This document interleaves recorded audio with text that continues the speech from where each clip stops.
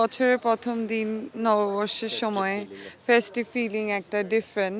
গত বছরে দেখতে আসছিলাম, খুবই ভালো ছিল এক্সপিরিয়েন্স। দেখতে ভালোই লাগে, আশেপাশে পরিবেশটা খুব সুন্দর লাগে। এটা তো প্রতি বছরই ওয়াইফ বা ফ্যামিলি মা বোনরা যা আছে নিয়ে আসি, দেখি, দেখে ভালো লাগে। ফেসবুকে দেখতে পাই। আর রংটা হচ্ছে মাখামাখি, এটা এক্সাইটমেন্ট আলাদা। এটা দেখলে ঘরে কেউ থাকতে পারে না, আমিও থাকতে পারিনি, তাই আসছি। বৈশাখ মানেই তো অনেক রং, আর এখানে রং করা হবে না তাহলে তো হয় না, দুইটা কম্বিনেশন এক, তাই বৈশাখ রঙিন। আমাদের ঐতিহ্যটা আমাদেরই ধরে রাখতে হবে। আমরা 31st নাইট করি, নিউ ইয়ার্স করি, আমি যে করি না সেটা না, আমিও করি, কিন্তু তাই বলে আমাদের নববর্ষটাকে উপেক্ষা করে ওইটা ফলো করা আমি এগ্রি করি না। যে এত এত মানে উৎসুক জনতার ভিড় ছিল কিছুক্ষণ আগ পর্যন্ত, তারা নিজেরা এখানে পার্টিসিপেট করেছেন।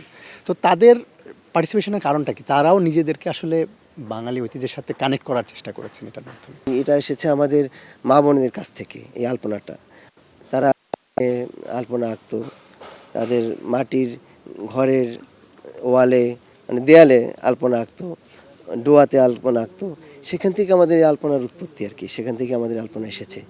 তা সুতরাং এটা আমাদের, যেমন আমরা বৈশাখে পান্তা ইলিশ খাই, সারা বছর খাই না, আমরা যেভাবে হোক ওইটাকে স্মরণ রাখি এবং এটাকে ভুলে না যাই, সে একটা প্রয়াস আর কি, আমি মনে করি। এটা আলপনাটা আমাদের যুগ যুগ থাকবে, আমরা বাঙালি যতদিন বাঁচবে, বাংলাদেশ যতদিন থাকবে।